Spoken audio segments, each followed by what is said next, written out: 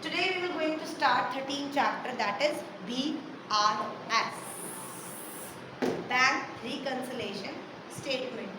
Guys, अभी तक ना हम कर चुके हैं, जनरल एंट्रीज हम पास कर चुके हैं, हम सब कुछ सीख चुके हैं. What do you mean by BRS? Bank recognition statement. Wow, thank you. तुम्हें एक प्रैक्टिकल चीज बताती हूँ. मान ले आर्यन किस चीज का बिजनेस कराऊं, बोल. आर्यन का क्लोथ का बिजनेस है. आर्यन डबल कैश बुक बना रहे हैं. डन. इसका एल्युमिनियम का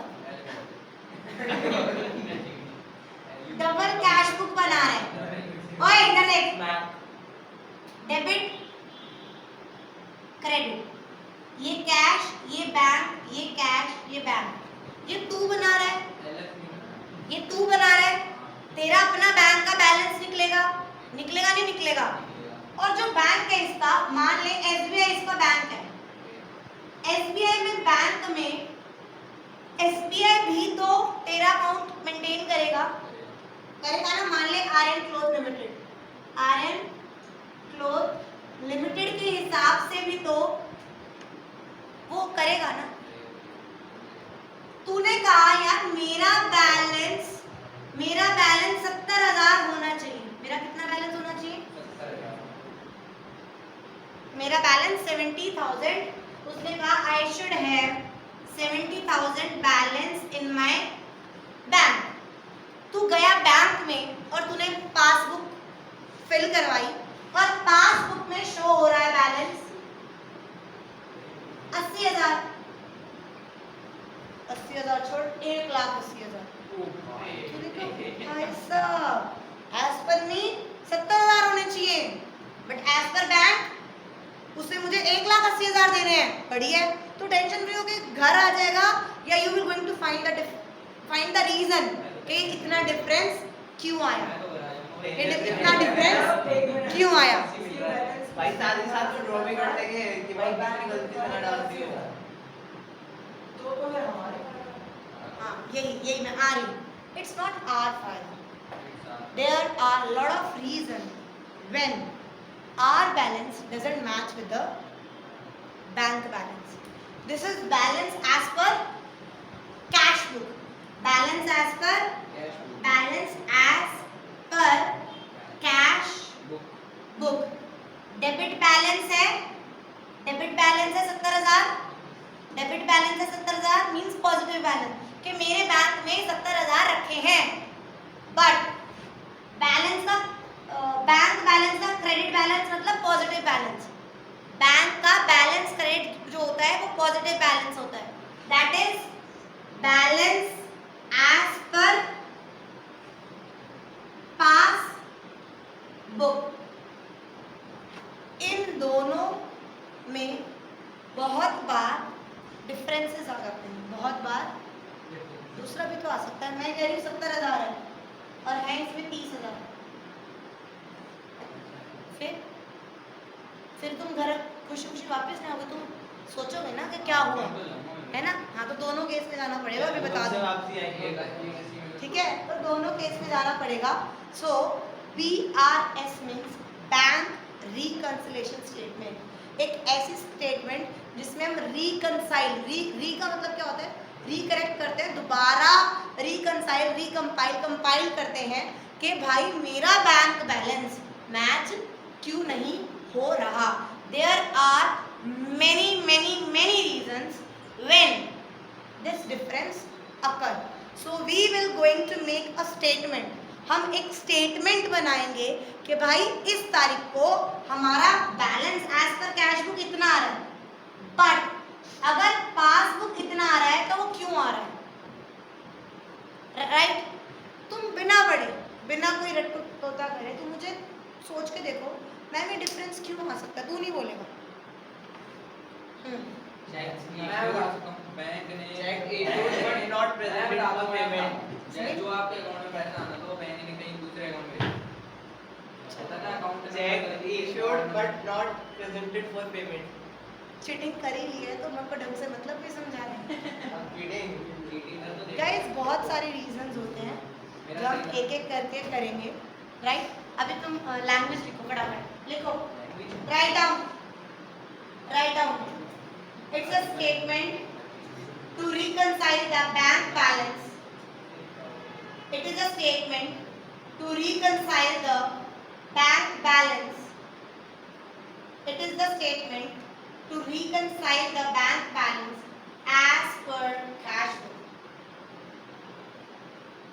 It is a statement to It is a statement to reconcile. spelling ये reconcile की.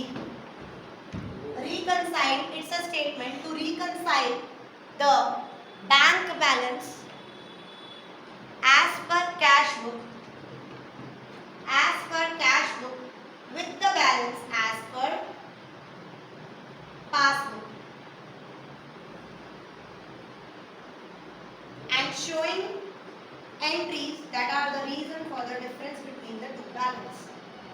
And showing the entries passbook वाला and showing the entries that are reason for the difference between the two balances. मैंने क्या लिखवाया अभी? वही चीज़ कि एक ऐसी स्टेटमेंट है जिसमें हम कैश बुक और पासबुक का बैंक बैलेंस देखते हैं और उसमें अगर कोई डिफरेंस आता है तो we will going to find out the reason कि ये क्यों है। यही लिखवाया है, समझ आया? पक्का? नाउ बड़ा बड़ा लिखो, वो रीजंस हो क्या सकते हैं जब ये दोनों डिफरेंस करता है। Reasons for the difference, reasons for the difference. इन दोनों में अगर ये फर्क आ रहा है, चाहे कम का या ज्यादा का, चाहे कम का या ज्यादा का, ये क्यों आ रहा है, ये रीजंस पढ़ेंगे। लिखो reasons for the difference between the two. Reasons for the difference between the two. इन दोनों में, कैश बुक में और पासबुक में क्यों डिफरेंस आ रहा है? तो देयर आर 3, लिखो, difference due to timing in recording entries. एक minute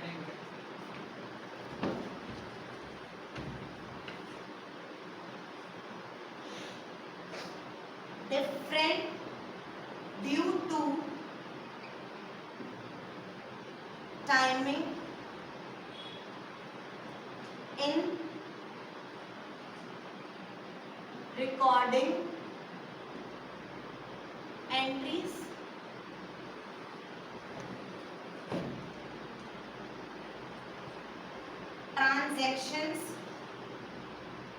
transaction recorded by bank ने तो रिकॉर्ड कर ली, but not by account holder and errors।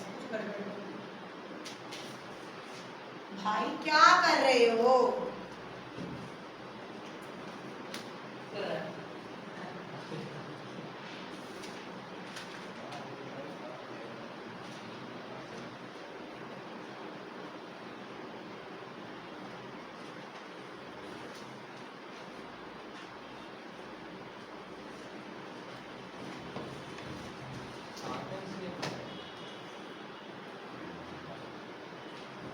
Done?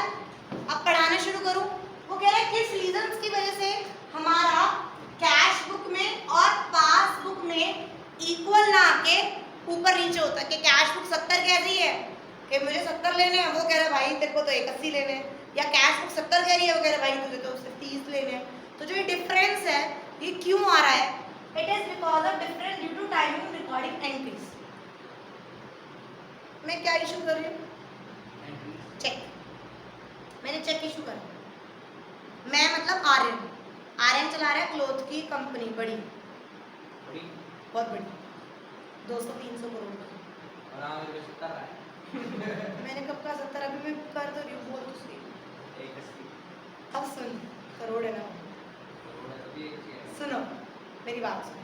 मैं आर्यन ने चेक इशू कर दिया अपनी पार्टी को पे करने के लिए, 1 लाख का चेक इशू कर दिया, तूने दे दिया वो चेक, तो अपनी कैश बुक घटा दिया तूने बैंक, और उस बंदे ने चेक लेके, वो मेरे जैसे क्या था, आलसी, और उसने चेक डिपॉजिट में नहीं डाला, उसने चेक डिपॉजिट में और वो रखा रहा, महीना गुजरा, 1.5 महीना गुजरा, तूने चेक करा, तेरा क्या पासबुक में से 1 लाख घटा हुआ है, बट तूने डिक्रीज कर रखा है, बट पासबुक ने डिक्रीज क्यों? क्योंकि उसने सबमिट, उसने प्रेजेंट करा ही नहीं, उसने जाकर बैंक में प्रेजेंट कर ही नहीं रखा वो चेक। अरे मैंने तेरे को दे दिया 1 लाख का चेक, मैंने अपनी कैश बुक घटा दी, बट उस बंदे ने वो चेक ले तो लिया, बट जाके बैंक में प्रेजेंट नहीं किया, बैंक में डिपॉजिट नहीं किया, तो क्या बैंक अपने आप 1 लाख से डिक्रीज कर देगी चेक को? नहीं ना। तो जैसे लोगों की वजह से करेक्ट, राइट, डन। तो वो कह रहा है in recording the transaction there is problem, तो यहाँ पे क्या लिखेंगे? Cheque issued but not presented, cheque issued but not presented. मैंने चेक इशू तो कर लिया, cheque issued but not presented. मैंने इशू कर दिया ना, मैंने इशू कर दिया तो मैंने माइनस कर दिया कि मैं उसे दे चुकी हूँ, बट उसने जाके प्रेजेंट ही नहीं करा बैंक में, वो बैंक माइनस क्यों करेगा? इसका वाइस वर्सा भी सोचो। अब इसका वाइस वर्सा बताऊं, किसी ने मुझे चेक दिया, मैंने जाके सेम डे चेक डिपॉजिट करा दिया, मैंने अपनी चेक बुक बढ़ा दी, सॉरी कैश बुक बढ़ा दी, कैश में जो मेरे पास यहाँ पर बैंक कॉलम था डेबिट साइड, मैंने 2 लाख रुपए बढ़ा दी। 28 मार्च को मैंने ये 2 लाख रुपए बढ़ा दिए, मैंने सबमिट करा था, मैंने बढ़ा दिए, बट जब 31 मार्च को मैं बैलेंस चेक करने लगी तो 2 लाख मेरे बड़े नहीं हुए थे, मैंने तो चेक डिपॉजिट कर दिया था बट क्लियर नहीं हुआ। मैंने चेक डिपॉजिट कर दिया था तो मैंने अपनी कैश बुक बढ़ा ली, बट क्या बैंक ने बढ़ाया? हो सकता है संडे पड़ गया और हो सकता है दूसरे बैंक का हो, तो 2-3 दिन लग जाते हैं चेक क्लियर कर होने में। समझ आया? Check deposited but not clear. मैंने तो डिपॉजिट कर दिया बट बैंक वालों ने क्लियर नहीं किया। समझ आया? हाँ, बाउंस अभी भी हुआ है, ताजा ताजा। Cheque deposited but not clear, cheque deposit तो कर लिया, मैंने तो बढ़ा लिया, चेक डिपॉजिटेड बट नॉट, अरे now you will be out in just 2 minutes. Cheque deposit कर लिया बट बैंक वालों ने क्लियर नहीं किया। समझ आया? ये वाले दोनों पॉइंट समझ आए? कंसेप्ट समझ आ रहा है कि क्यों कैश बुक में और पासबुक में डिफरेंस आता है? समझ आ रहा है? पक्का? अब now transaction recorded by bank but not bye account holder. Bank ने अपने आप ट्रांजैक्शन कर डाली, मेरे को इंटीमेशन नहीं मिली, I am not aware of, और मैंने वो चीज़ नहीं की। ऐसी बहुत सारी चीज़ें हैं और तुमने अभी उसमें करी भी है। किसमें? अकाउंटिंग इक्वेशन में, जर्नल एंट्रीज में। सोचो क्या बैंक ने अपने आप कुछ कर दिया, हमें नहीं पता था, तो वो एंट्री बैंक वालों ने तो कर दी, प्लस की या माइनस की? करेक्ट। मान लो बैंक ने इंटरेस्ट चार्ज कर दिया, बैंक ने 300 रुपए चार्ज करे, बैंक ने तो माइनस करेगा ना। मैं तब माइनस करूंगी ना जब मुझे वहां से इंटीमेशन आएगी, मुझे नहीं पता था, राइट? समझ आया? तो डिफरेंस आ जाता है। और कस्टमर ने डायरेक्ट मेरे बैंक में जाके क्या कर दिया? चेक डाल दिया। मुझे पता है ना उस कस्टमर ने बताया ना मुझे बैंक ने इंटीमेशन करी। तो एक मिनट, अगर उसके बैंक में कैश मतलब डिपॉजिट हुए होंगे तो मैसेज नहीं आया उसके पास? एग्जाम्पल दे दो बेटा, मैसेज स्किप भी हो जाता है, मेरा भी हो गया। अभी 10,000 का चेक बाउंस हो गया। अब एक बात था, 10,000 का चेक बाउंस हुआ तो क्या वो मेरे को बाउंस चार्ज नहीं लगाएगा? मैंने किसी का चेक डाला और वो बाउंस हो गया तो मेरे पर चार्ज लगाएगा ना। तो मुझे थोड़ा ना पता है कितना चार्ज लगाएगा। चाहे तो अब तो तुम्हारे पास फोन पे ऐप आ गई है, ऐप से देख लेते हैं स्टेटमेंट, तो तुम बैंक एंट्रीज कर लेते हो। बहुत पहले ऐसा नहीं होता था। वो जब हम पासबुक कंप्लीट करवा के लाते थे ना तभी पता चलता था, अच्छा 400 रुपये चार्ज लगाया है मेंटेनेंस चार्ज, 300 रुपये उसने मुझे ब्याज दिया है, 200 रुपये मुझे उसने चेक बाउंस करने का कट करे, वो हमें नहीं पता चलता। समझ आया? पक्का? तो customer directly deposit the cheque. और सोचो बहुत सारी चीजें, मैंने उसे कह रखा है यार मेरा ना इंश्योरेंस डायरेक्टली तू बिना पूछे हर महीने 4 तारीख को पे कर दा कर, और मैं उसे खुद ही कह के भूल गई। कंपनी ने तो, बैंक ने तो एज पर द इंस्ट्रक्शन उसने डायरेक्टली इंश्योरेंस प्रीमियम पे कर दिया। पेड इंश्योरेंस प्रीमियम या कोई भी bill as per the instruction, as per the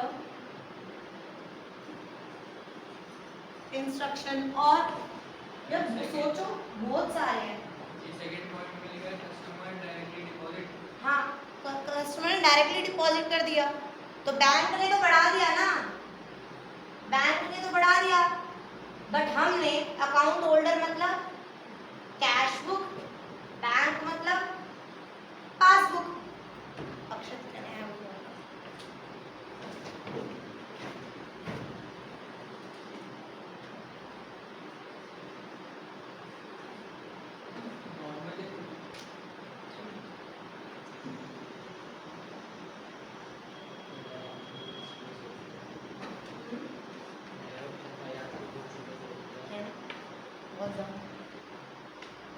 करो भाई, बताओ, कुछ तो दिमाग लगाओ।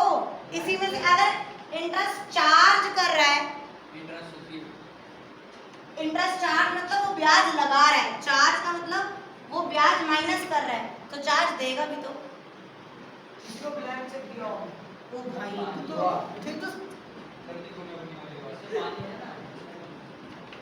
लिखो interest credited by the bank. अगर बैंक क्रेडिट कर रहा है,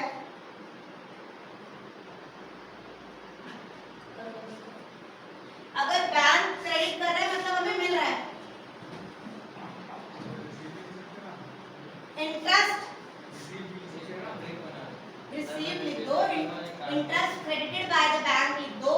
अगर word credited by the bank आया तो इसका मतलब बैंक हमें दे रहा है, ले नहीं रहा। इंटरेस्ट रिसीव या लिखो interest credited by the bank, interest credited by the bank. Interest credit करा बैंक ने। अगर वो डायरेक्ट पेमेंट कर रहा है, डायरेक्ट पेमेंट कर रहा है नहीं, दिस इज व्हाट डायरेक्ट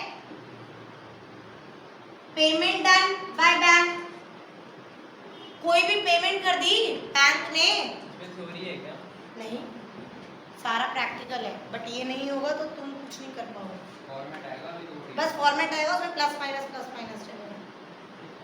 ये मैं छुड़वा सकती थी, मैं तभी डायरेक्ट उसमें समझा देती, बट मैं इसलिए पढ़ा रही थोड़ा तमीज से, ताकि पूरा चैप्टर 2 दिन में खत्म हो जाए। बहुत लंबा जोड़ा चैप्टर नहीं, easy chapter, easy PG. Last 1920 अगर आपने आधी 2 घंटे की क्लास रख दी ट्यूसडे को छुट्टी कर दी, मैंने कब पढ़ी उसे छुट्टी? दूसरे ट्यूसडे छुट्टी थी आपने ठीक है ना? अरे वो बच्चों के पेपर चल रहे थे। आई नेवर गिव एनी छुट्टी। इसलिए तो सैटरडे को दे दिया। Direct payment done. अगर डायरेक्ट पेमेंट डन हो गया, डायरेक्ट रिसीव कर लिया, एक डायरेक्ट पेमेंट कर दी, एक डायरेक्ट रिसीव कर लिया, एक डायरेक्ट चार्ज और एक डायरेक्ट इंटरेस्ट क्रेडिटेड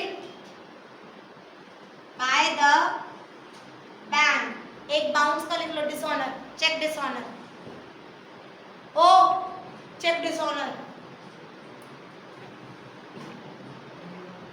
आप क्या बच्चे डिसऑन कर रहे हो, चेक की बात है।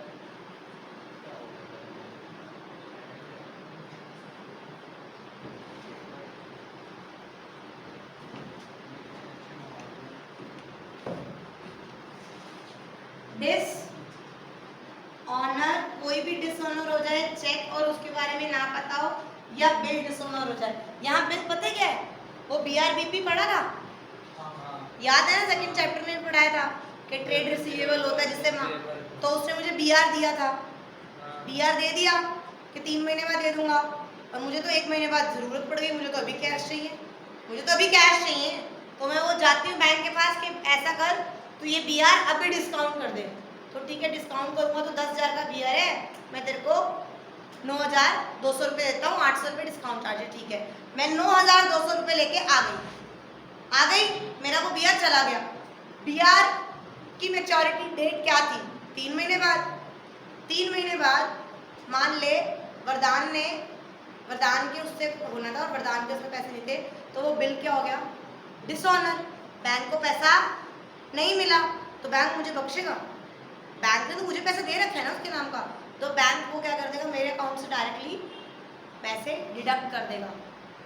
क्या वो मुझे पता था कि भी 3 महीने बाद इसका डिसऑनर हो गया, मान लो आप बैंक में पैसे नहीं हो तो नेगेटिव में चला जाएगा बैंक ओवरड्राफ्ट। और ना अगर बैंक ओवरड्राफ्ट है तो किसने बैंक के अकाउंट बंद करवानी है? नहीं, सिक्योरिटीज होती है हर चीज़ की। मैंने एक बार वो किसी ने जरा ऐसे मिनिमम बैलेंस भी मेंटेन करना पड़ता है, मिनिमम बैलेंस भी मेंटेन करना पड़ता है। मिनिमम बैलेंस भी मान लो नहीं मेंटेन करो तो उस पर भी चार्ज लगता रहता है। आपके तरह यस सर। अच्छा कितना हो गया, डिसऑनर ऑफ चेक या बिल। अगर मान ले अक्षत और आर्यन, बस 5 मिनट रुक जाओ, मान लो मुझे डिविडेंड रिसीव हुआ, डिविडेंड या इंटरेस्ट रिसीव, अभी इस बता रही हूँ ये चीज, जब उसमें आएगी ना तो मैं स्टोरी में सुनाऊंगी। डिविडेंड और इंटरेस्ट का मतलब क्या होता है, डिविडेंड जो कंपनी देती है जिसमें तुम स्टॉक में पैसा लगा रहे हो, प्रॉफिट शेयर्स पे डिविडेंड मिलता है और डिबेंचर्स पे इंटरेस्ट मिलता है।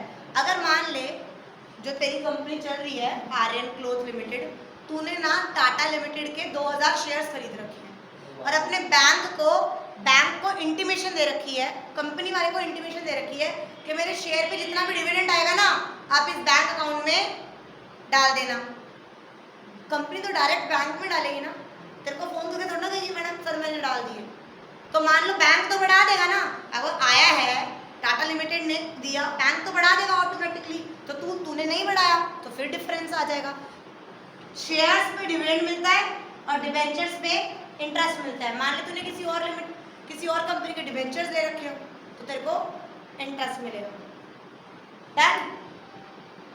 इंटरेस्ट वाला नहीं समझ आएगा, इंटरेस्ट ब्याज, जब हम किसी कंपनी के शेयर्स खरीदते हैं तो हम ऑनर बन जाते हैं, तो हमें डिविडेंड मिलता है, शेयर ऑफ प्रॉफिट्स। अगर मैं किसी को उधार दे रही हूँ, किसी कंपनी को उधार दे रही हूँ तो वो डिबेंचर्स से लेती है, तो डिबेंचर्स पे ब्याज मिलता है, तो वो कंपनी ने दिया ना डायरेक्ट, कंपनी ने बैंक में पहुंचा दिया मेरे, तो बैंक क्या करेगा, बढ़ा देगा ब्याज के भाई interest receive from this company, तो मैंने तो बढ़ा दिया बट हमने नहीं बढ़ा। Done. Last one, bills collected by the bank on behalf of customer, bills collected by the bank on behalf of customer. Interest receive 2 बार नहीं आया बेटा पढ़ो मत, अब आप हंसो, जो भी तुम्हारा चिट चैट चल रही है आपकी और अक्षर की वो कंटिन्यू करो।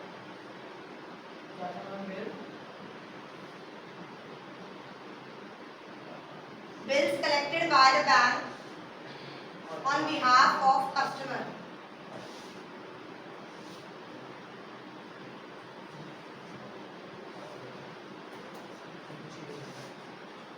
वो कहता है कभी कभी बहुत सारे बिल्स ऐसे होते हैं जो कैसा वही रिसीव कर लेता है बैंक और वो कस्टमर को नहीं पता होगा। लास्ट रह गया एरर। मैंने सेल्स कर दी कि मैंने वो भेज दिया माल और तूने कहा ठीक है मैं डायरेक्ट उसमें कर दूंगा, बैंक में प्लस करवा दूंगा, तूने करवा दिया, सेव हो गया। अभी मैंने बोला आपने सुना बिल्स कलेक्टेड, सर एक चीज तो पूछ दो, अब तो सुन बिल्स कलेक्टेड बाय, मैंने बोला बिल्स कलेक्टेड बाय बैंक। मैंने पूछा आप चुप ही रहो। तो ये दोनों सेम चीज क्यों हुई? Customer selected deposit. But you have to remember. Next, errors and omissions. Errors and omissions. Errors and क्या हमने गलती कर दी। Errors and omission.